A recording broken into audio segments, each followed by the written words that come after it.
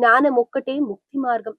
పరమ పావనమైన అతి గుహ్యమైన ఆ పరాంబికాదేవి ఆరాధన ఒక్కటే అన్ని రకాల సమస్యలు పరిష్కారానికి మూలహేతువు. ఈ అఖిల జగత్తును త్రిగుణాత్మకమైన స్వీయ శక్తితో తానే సృష్టించి, రక్షించి, చివరిగా ఉపసంహరించే విశ్వజనని ఆమె.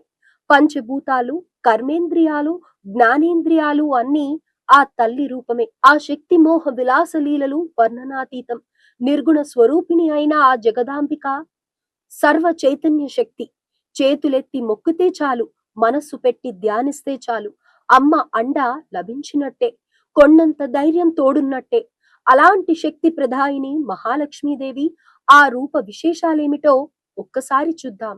అష్టాదశ శక్తిపీఠాలలో సప్తమ క్షేత్రమైన కొల్హాపురిలో కొలువైన దేవతామూర్తి శ్రీ మహాలక్ష్మి. అంబాబాయిగా కొలిచే ఆ అమ్మవారి అవతార విశేషం ఓ అద్భుతం. ఓ శిలాపీఠంపై 3 అడుగుల ఎత్తైన కొలువైన ఆ దివ్య స్వరూపం అఖండ తేజస్సుతో ప్రజారిల్లుతూ దర్శనం